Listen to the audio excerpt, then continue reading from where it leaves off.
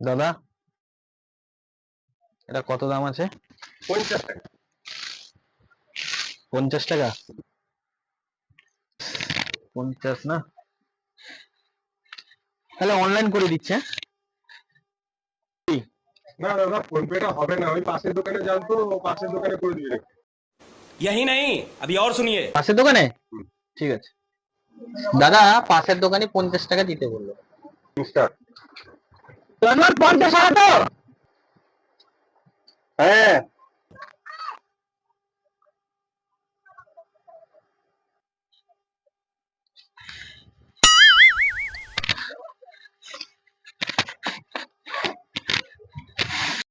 সেখান থেকে 50 টাকা নিতে হবে আমাদের কাছ থেকে। হ্যাঁ ঠিক আছে।